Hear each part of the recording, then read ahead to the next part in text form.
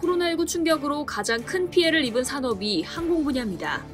전 세계 항공사들이 코로나19 여파로 역대급 적자를 면치 못하고 있는데요.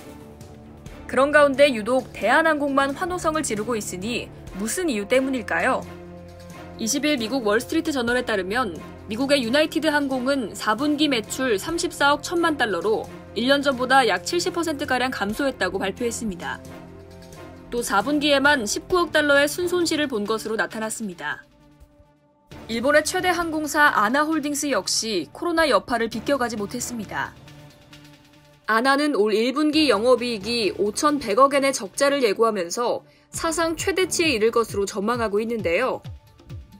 아나는 비용 절감을 위해 직원들의 일시 휴직 및 임원 보수 삭감 등의 정책을 실시하고 이코노미석에서 제공된 기내식을 온라인을 통해 판매하는 등의 노력을 이어가고 있지만 여객 수요 감소에 따른 손실을 메우기엔 턱없이 부족합니다. 반면 대한항공은 4분기에 흑자 영업이익을 달성할 것으로 전망되는데요. 27일 업계에 따르면 항공 화물 운임은 지난해 11월부터 재상승했고 12월에는 홍콩 미주 노선 월 평균 운임이 킬로당 7.5달러까지 상승했습니다. 이에 따라 대한항공의 분기 영업이익은 3분기 391억 원 적자에서 다시 흑자 전환하며 1,200억 원 후반대를 기록할 것으로 예상됩니다.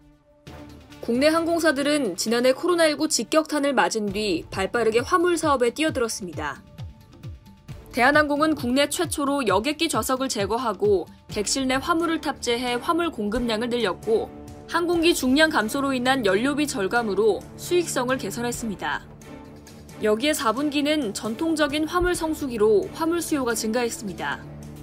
반도체, 자동차 부품, 전자상거래 물량 등 전통적인 항공 화물과 함께 코로나19 재확산에 따른 긴급 방역 수요, 컨테이너선 등 해상운송 공급 부족에 따른 항공운송 전환 등 고가 수요 등이 증가한 거죠. 아직 백신 수송 수요 효과는 나타나지 않았는데 국제선을 통한 본격적인 백신 수송 수요는 올해 2분기부터 발생할 것으로 보입니다. 이에 따른 국제선 여객도 점진적으로 정상화될 것으로 예상됩니다. 하준영 하이투자증권 연구원은 아시아나항공 인수가 마무리되면 대한항공은 국내 유일의 FSC가 되면서 시장 점유율이 대폭 상승할 것이라며 코로나19 사태 종료 시 그동안 억눌렸던 여행 수요가 폭발하면서 동사가 수혜를 누릴 전망이라고 분석했습니다.